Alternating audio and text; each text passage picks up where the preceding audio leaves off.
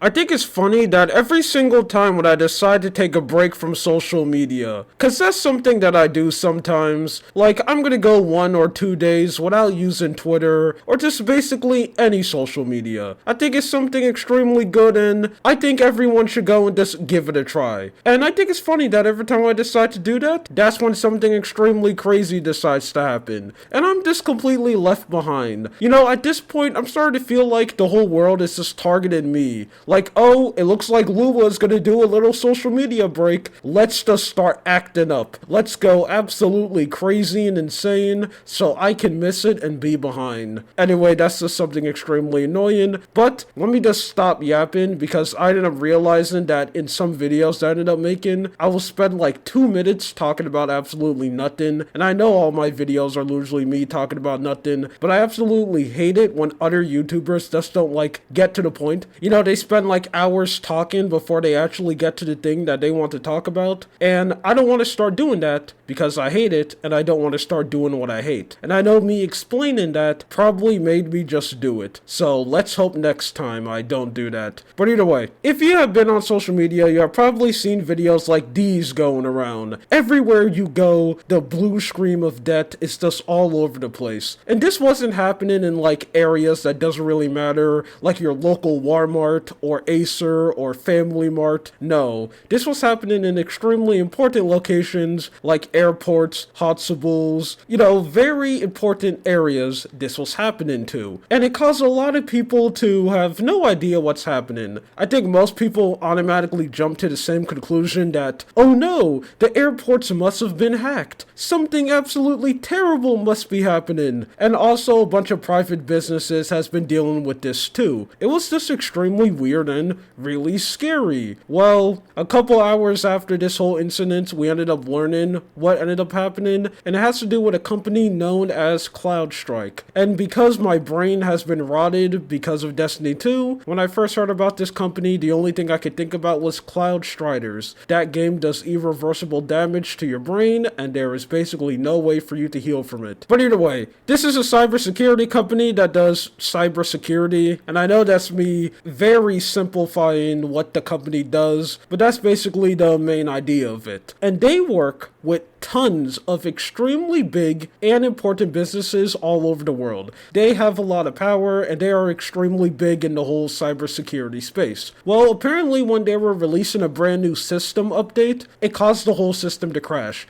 It basically caused it just to bend over, die, insert any video game death stream. It completely crashed. It was not looking good at all, and that's why basically every single company that had a updated version of CloudStrike, the brand new version, they basically had to deal with the blue screen of death. And I'm assuming most people who use computers, when they see a brand new update, they update immediately because you don't want to be far behind. That's just something extremely dangerous. And because of that, it caused everything to crash. So no one got hacked. Nothing extremely cool happened, even though getting hacked isn't cool, so I don't know why I said that. It was just a simple oopsie daisy. The CEO of the company basically ended up explaining this on Twitter, where his whole tweet basically summarized to, we did a little oopsies and everything ended up shutting down. We're sorry, we're just a little bit quirky like that. Which is just absolutely insane. Now, something like this happening isn't really that surprising. I mean, it is surprising, but I can understand how they can make a mistake like this. Basically because if you have any programming experience or you just made anything, I think you can know firsthand that you can add one little update. You know, something that doesn't really seem that much of a big deal, you add it in and it causes the whole system just to have a stroke. It just completely dies. It gets every single cybersecurity and nothing works anymore. But at the same time, if you're a company that's that big and like that important,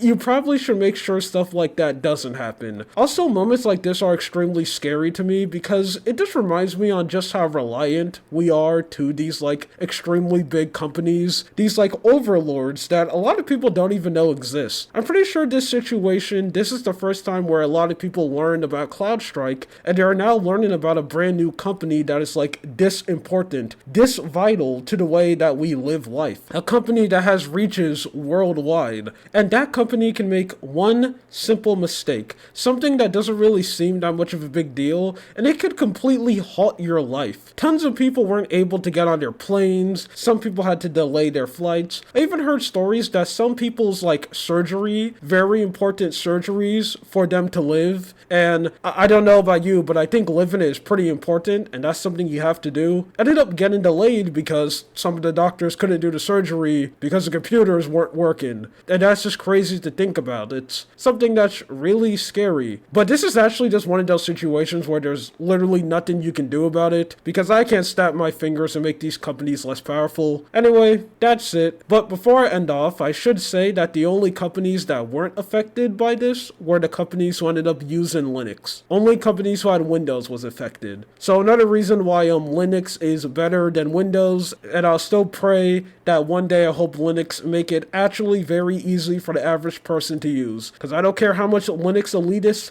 refuse to accept reality, Linux is complicated for the average person. Please make it easier to use so it can actually become mainstream and people can stop using Windows. I'm someone who uses Bolt, by the way, so I don't really have a party. I'm on both sides. I'm a cheater. I'm a dirty boy like that. Yo, why did I say that? Anyway, that's it. My name is Lua. You have a good day or night. See ya.